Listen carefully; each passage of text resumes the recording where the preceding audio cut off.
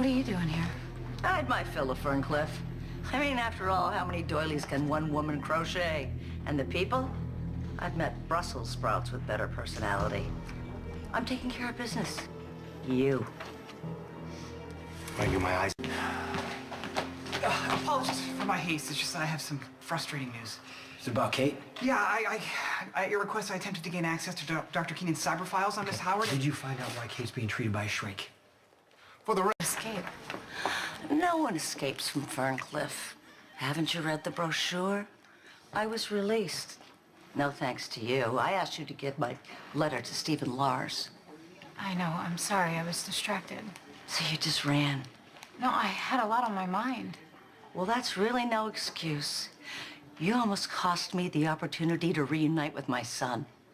Where is Steve now? He's meeting with a colleague. Really? Does he know that you're here? Yeah.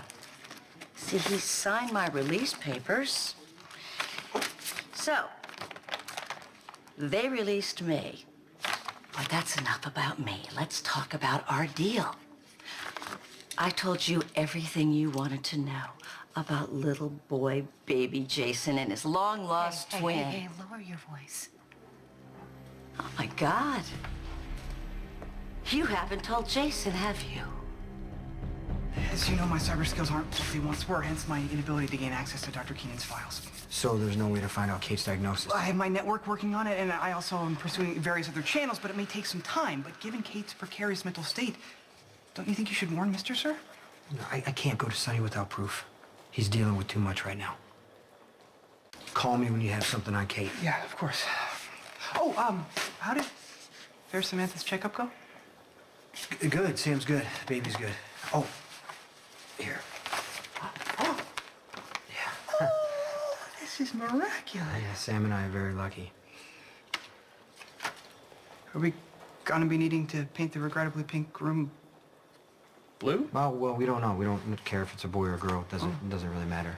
Well, there is a strong family resemblance. I mean, I think I see some spiky hair. Those are fingers. Thanks. Well, then he's waving. Yeah. Yeah. Outgoing. Gregarious. Clearly didn't get that from his father's DNA. Why haven't you told Jason he has a twin brother? That is none of your business. And apparently none of Jason's.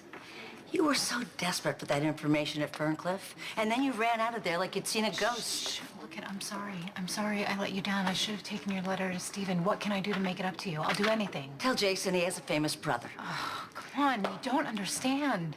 Oh, I think I do. Nurse Betsy Frank, the one who bought Jason's twin, she named her little boy Bobby Frank, and he grew up to be the brilliant artist Franco. Shh, please. Why wouldn't you want Jason to know he has a famous artist for a brother? Good so far. The DA has been able to pin the gun on Dad. Thought they found it in Kate's office. Call your next witness, Mr. Martinez. I wish that were possible, Your Honor. At this time, I'd like to introduce into evidence a statement that Mr. Zakara made to the police. Objection. On what grounds? I don't know, the Sixth Amendment. My client has the right to cross-examine any testimony offered by the prosecution. Is there a reason Mr. Zakara can't appear before this court? Fear, Your Honor. His attorney, Angela Dwyer, filed a motion asking that he be excused from testifying in person for fear of his life.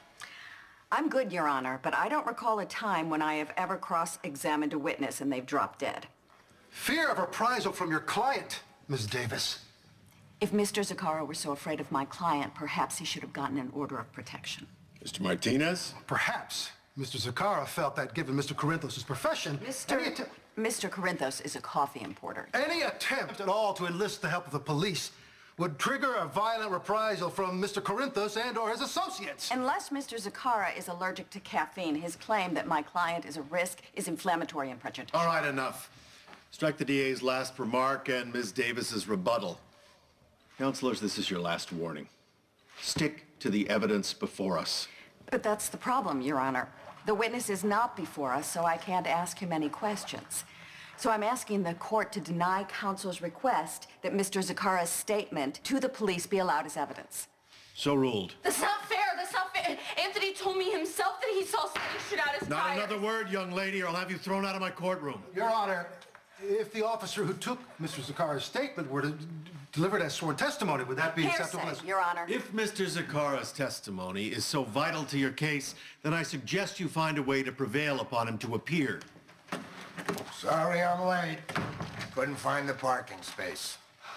You miss anything? Who are you? Anthony Zakara. It seems my next witness is ready to take the stand, Your Honor.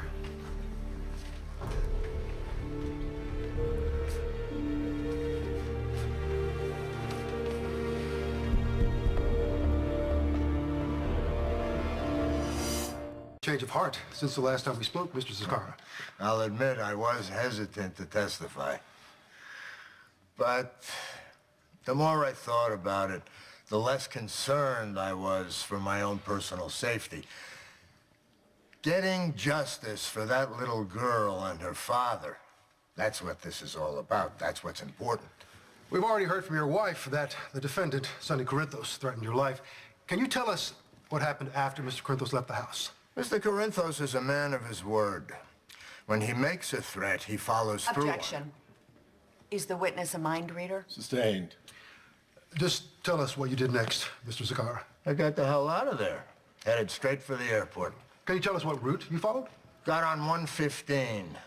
I was just on the part that, you know, winds along the cliffs, and I realized I was being followed.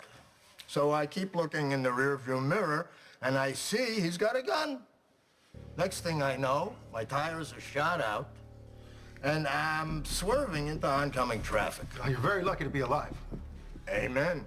Mr. Zakara, when you looked into the rearview mirror, did you recognize the shooter? Yes, I did. It was him. Sonny Corinthos. There's that look again.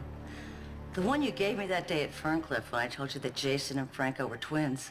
Personally, I'd be thrilled. Now your baby has a chance to go up and be a visionary artist instead of a hitman. My child will be nothing like Franco. We could have the nature versus nurture debate, but the fact remains. Franco and Jason are twins. They share the same DNA. I am not having this discussion with you. Oh, that information wasn't for free.